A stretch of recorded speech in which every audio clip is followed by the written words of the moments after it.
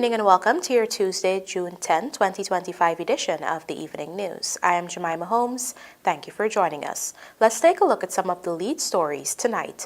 TT Trade Mission arrives for over 150 back-to-back meetings in Guyana. Suriname CARICOM unveils draft industrial policy and a strategy to strengthen intra-regional trade. James Singh was instrumental in transforming Guyana's forests into national prosperity, says President Ali. Manifesto promise fulfill as 39,000 plus scholarships granted since 2020, and opposition's call for prisoners to vote poses national security risk, says GCOM Commissioner. Now for the news in detail. Guyana is hosting the first leg of a trilateral trade mission that will feature 27 companies from Trinidad that will be exploring opportunities in Guyana and Suriname and holding over 150 back-to-back meetings over the course of a few days. Gerald Bryan tells us more. On Monday, a 27-member Trinidad and Tobago Manufacturing Association (TTMA) trade mission arrived in Guyana as part of a trilateral trade mission exploring opportunities between Guyana, Suriname, and Trinidad. The trade mission is a collaborative effort between the TTMA and the Suriname-Guyana Chamber of Commerce (SGCC).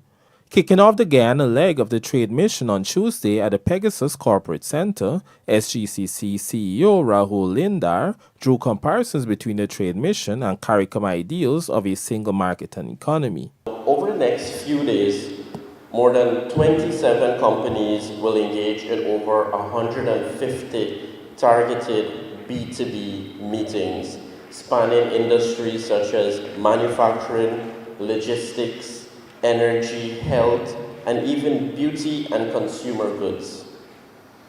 The Chamber would have curated these engagements not just by chance and a random calling of other companies, but really a deep dive into data and to who creates the best matches. In his presentation, SGCC Chairman Vishnu Durga emphasized that there is power in numbers and urged the various parties to come up with ways of collaborating.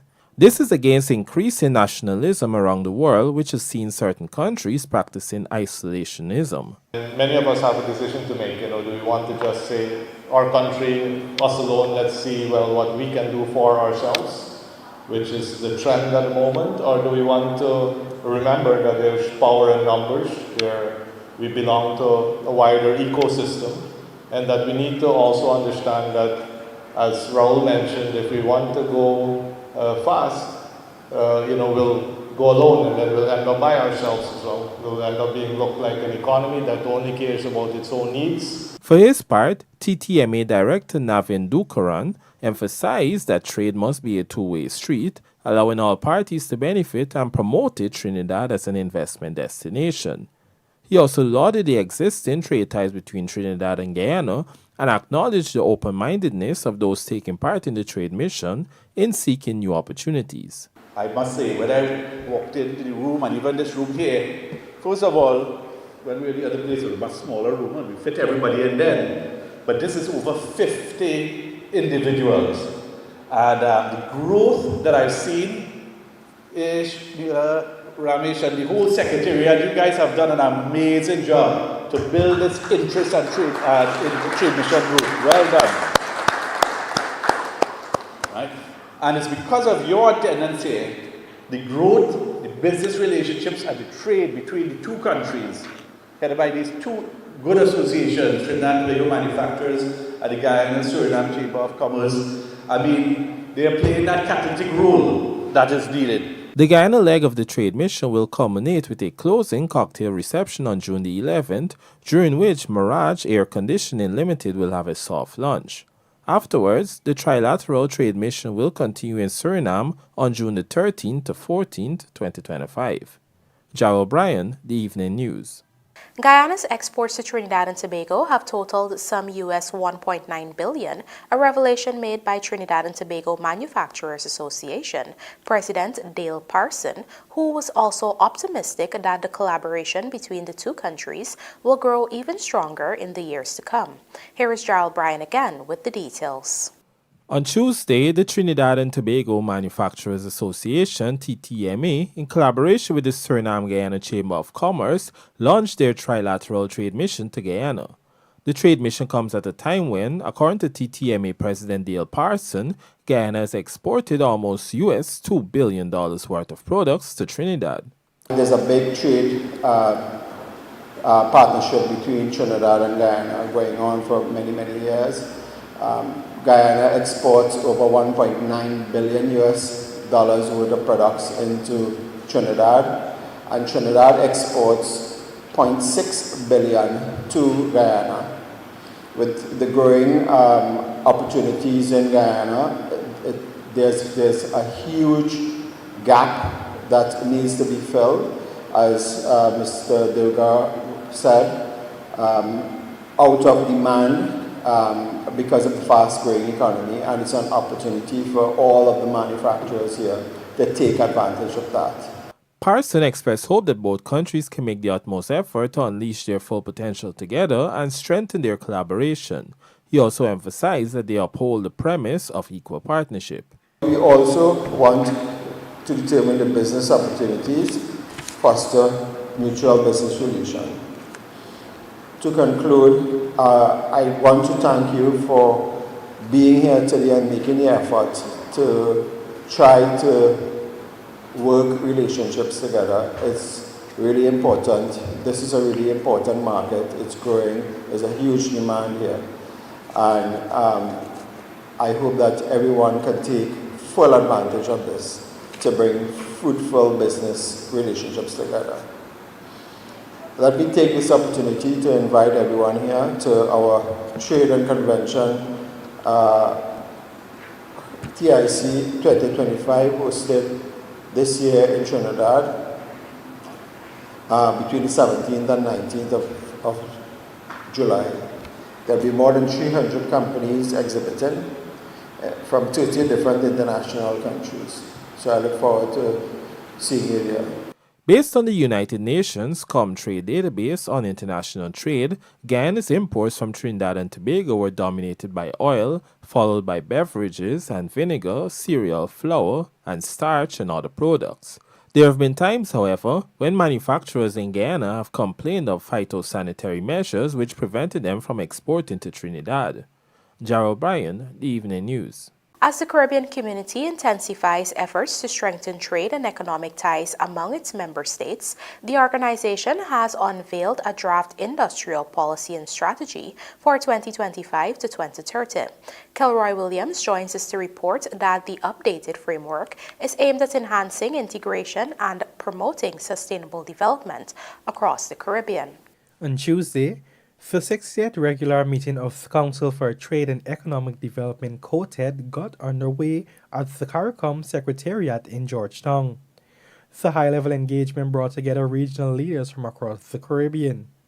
The meeting's agenda was filled with key trade issues, including the proposed implementation of the revised Common External Tariff (CET), updates from the sectoral working group reviewing CARICOM rules of origin, and reports from the monitoring mechanisms on sugar, cement, and rice.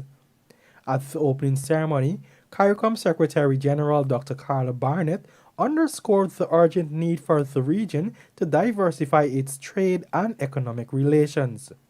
She highlighted that relying heavily on traditional markets and a narrow range of exports poses risks to the region's economic stability. You are meeting against the background of many trade-related challenges facing the region and in a geopolitical environment which is changing very rapidly. The recent tariff shocks are a stark reminder of the need for us to diversify our trade and economic relations. We must redouble our efforts to deepen existing and explore new markets and develop new partnerships if the region is to advance its goal of economic growth and sustainable development. The Secretary General emphasized that the region must intensify efforts to boost regional production and expand intra-regional trade by modernizing policies and practices that support entrepreneurship and simplify trade and business development. She also called for addressing persistent trade barriers and resolving long-standing issues of non-compliance within the community to foster a more integrated and efficient regional market. To this end, Dr. Barnett highlighted that the new industrial policy and strategy for 2025 to 2030 will be presented to regional leaders at the meeting. She emphasized that this policy will play a crucial role in advancing regional integration and fostering sustainable economic growth across CARICOM member states. I am pleased that a report on the regional industrial policy will be presented to you at this session. This policy can become an important aspect of deepening regional integration strategy going forward, and I urge you to give focused attention as to how it will be finalized and implemented. Excellencies, the region also needs to more efficiently harness the competencies of our regional institutions and work more effectively together to advance the work of the community. Just last year, Dr. Wendell Samuel, Senior Economic Advisor to the CARICOM Secretary General, emphasized the necessity of revising the Caribbean community's draft industrial policy. He had noted that the rapidly changing global and domestic economic landscapes require an updated framework to better address emerging challenges and opportunities. According to Dr. Samuel, this revision is crucial to ensure that the policy remains relevant and effective in driving sustainable industrial growth and regional economic resilience. Kelroy Williams, The Evening News. Do stay with us. More news ahead.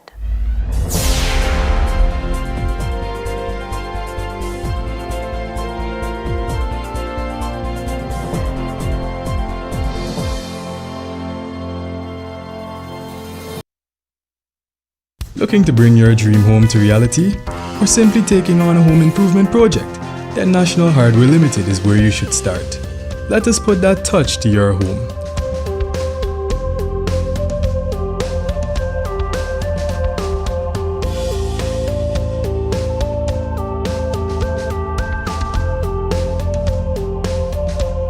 Choose from over 1,000 Berger Paint original hues for any surface.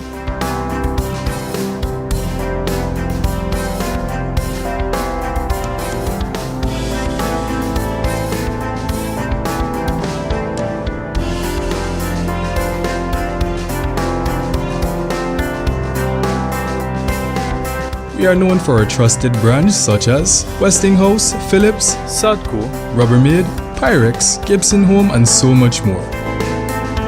National Hardware Limited, your do-it-best store. Located in downtown Georgetown and industrial site Rhymeville. Crispy, creamy, what a catch. So tasty. What a catch. With a caramel center. What a catch. And so much chocolate, ooh yeah.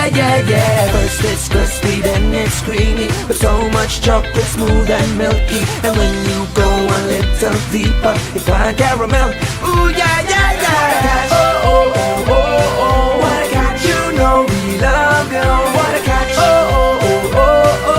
First it's crispy, then it's creamy. What a catch.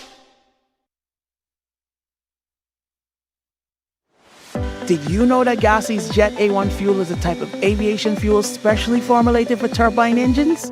Jet A1 fuel is safer to handle and transport than any other fuel types due to its high flash point and low volatility. It also boasts a high energy content, enhancing aircraft performance and efficiency. So whether traveling for business or pleasure, choose GUYAN'S Jet A1 fuel for a safe, reliable, and efficient flight. Chasing a ride that takes you higher? Elevate your drive with the all-new Honda Elevate. Now at Marix, the Honda Elevate has a bold style, cutting-edge technology, sleek and modern interior, and intuitive controls that makes every journey feel elevated and comfortable. So why wait? Drive a Honda Elevate today. It's brand new, 0 miles, 0 worries. Visit Marix, the home of Honda in Guyana, or call 226-1482 to learn more. The moment is coming. He has the ball. Will he make the shot? And he made it! Goal! This is the biggest win we've seen in ages. Feel the rush with every bet and win big. Play online at www.ibetgamesui.com. With iBet Supreme, every game is your game. iBet to win with iBet Supreme. Must be 18 years and older to bet.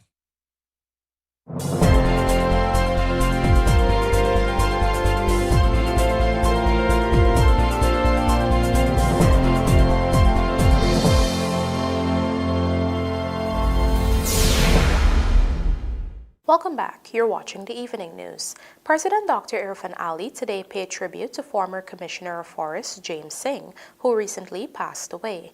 The Guyanese leader recognized Singh's decades-long contribution to Guyana's forestry and environmental conservation efforts, praising him for leaving a lasting impact on the sector through years of dedicated public service. Here's a look. He was a stalwart, a stellar stalwart of our nation's forests.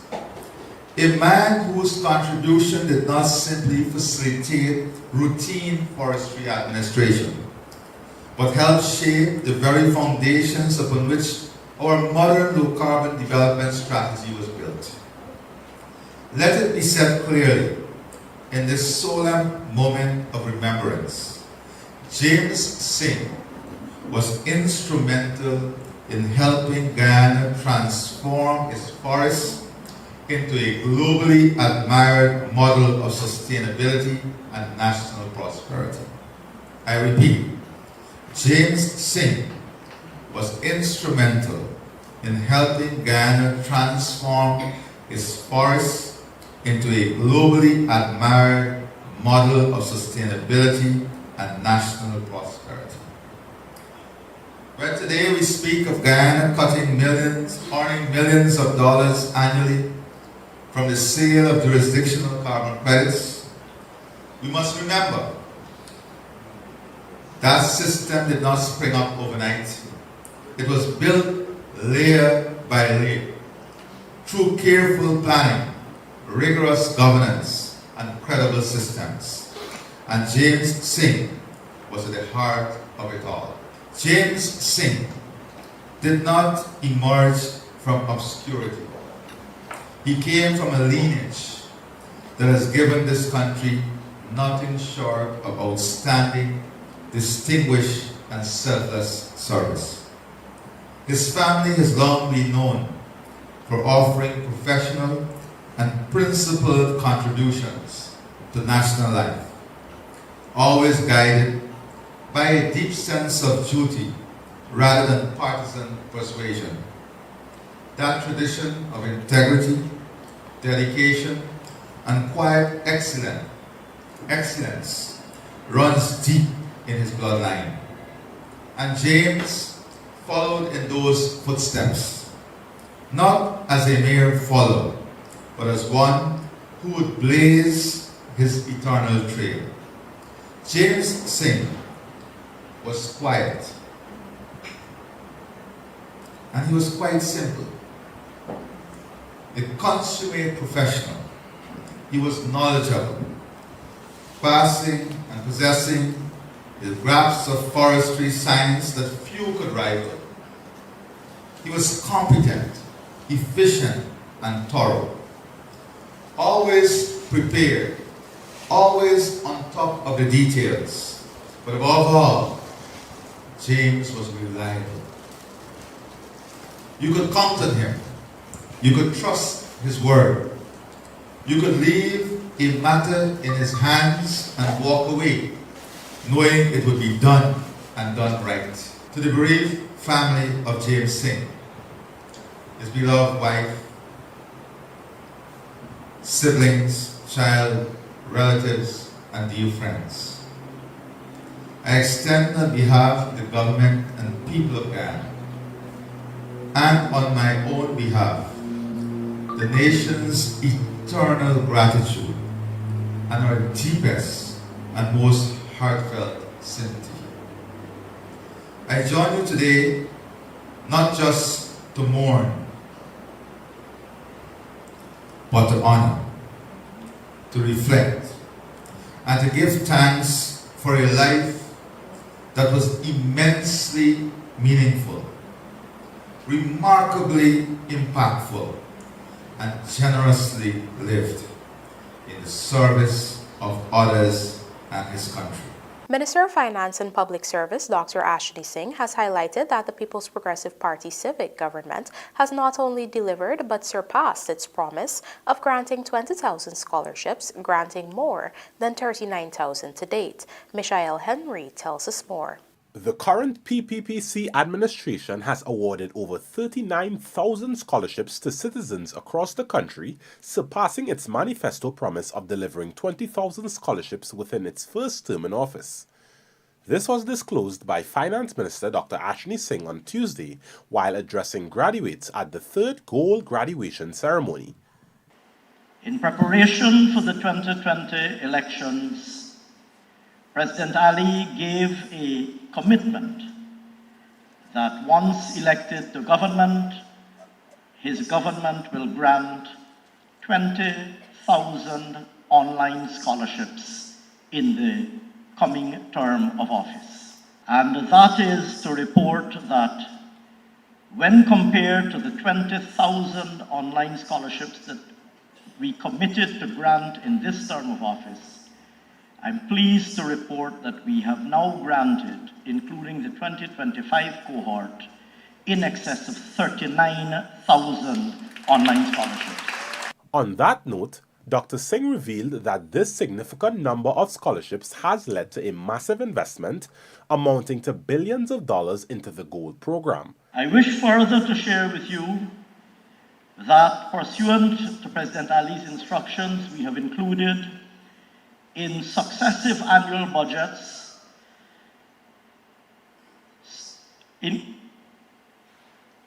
year after year, steadily increasing amounts of budgetary allocations.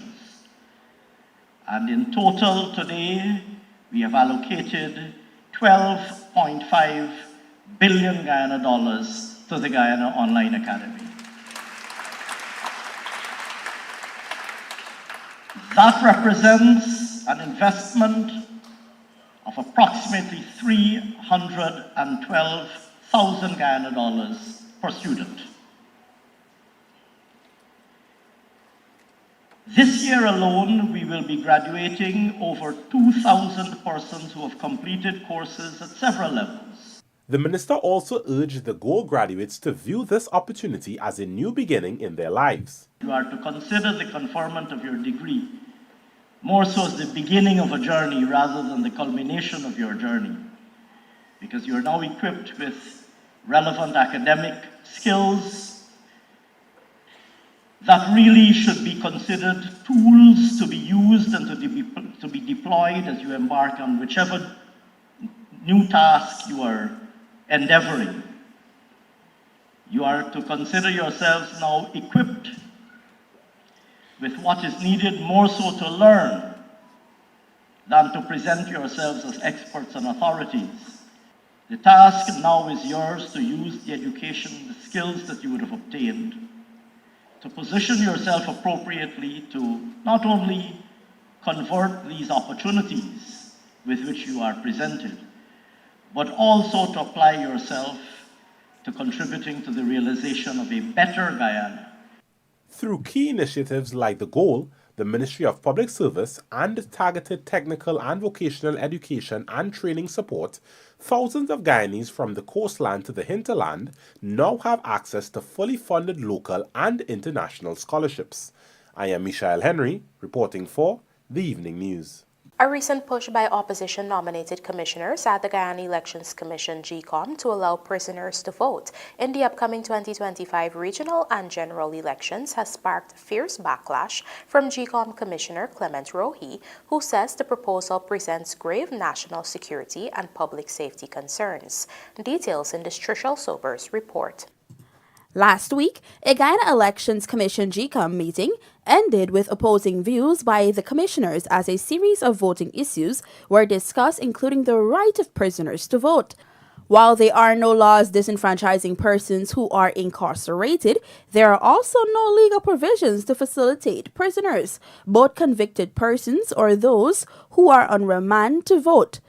Opposition Commissioner Vincent Alexander contends that prisoners should be allowed to vote and GCOM should facilitate this. However, the commissioners on the other side disagree. Speaking during a recent broadcast on his show Our Democracy, Commissioner Clement Rohi cautioned the idea, while framed by the opposition as a constitutional matter, fails to consider the full legal and logistical consequences. In fact, he questioned the feasibility of political parties entering prison compounds to campaign, distribute paraphernalia, and hold political meetings.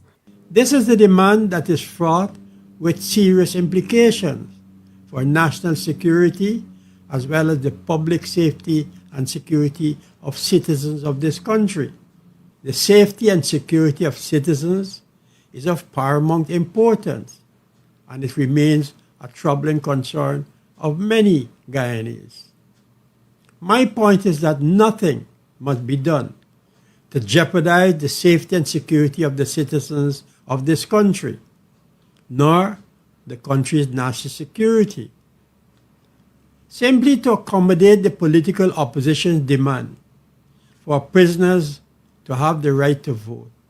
Rohi took direct aim at Opposition Commissioner Alexander, criticizing what he viewed as a sudden, political, convenient change of heart.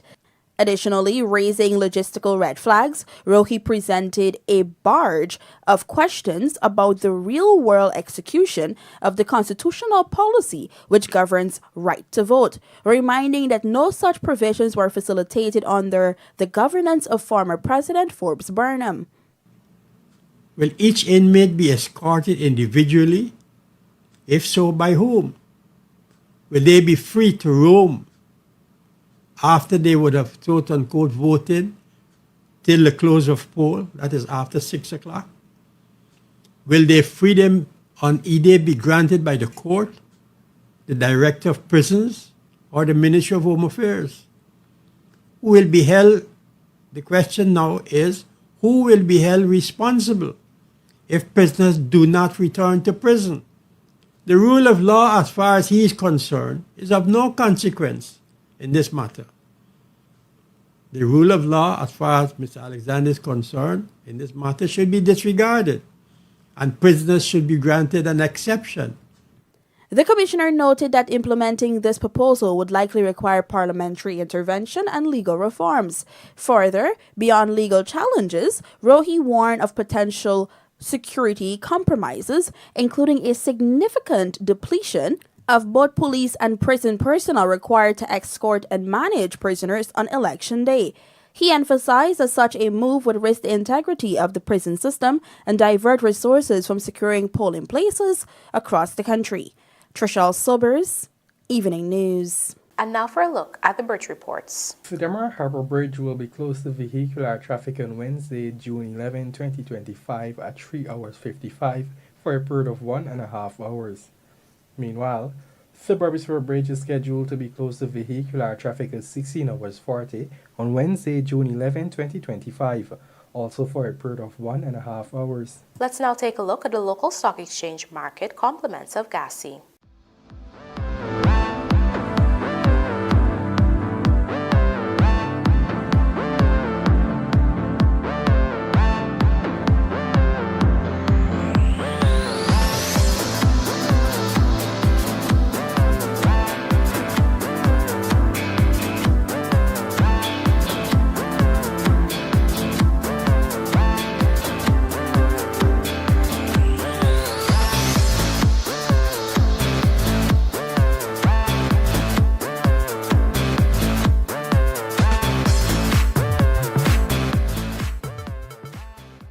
Over 1.7 million up for grabs in PPP Upper East Bank Demerara Inter-Village Football Tournament. Teams book spots in ExxonMobil U14 and Guyanese Anderson named in CWI Test Team for Australia Series. These stories and more coming up in this evening's Sportcast, sponsored by MacCorp.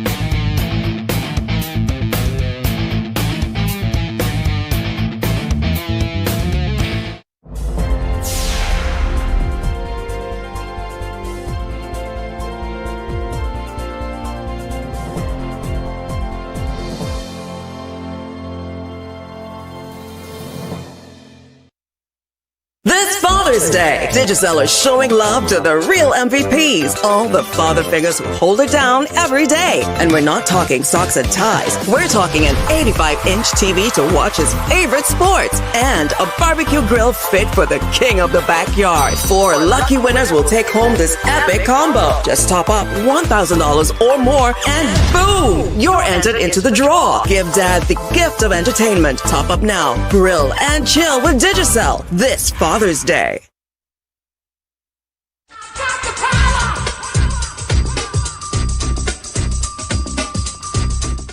Poultry farmers. Debeaking or trimming the beak of your poultry is known to reduce the damage and deaths caused by pecking, resulting in greater yields. Sylvie's currently has in stock the machine that will easily allow you to debeak your poultry without causing harm to your livestock. Order it now at sylviesonline.com or visit us at 31 High and Hatfield Street, Georgetown, or Lot 90 East Henrietta, Essequibo, Co.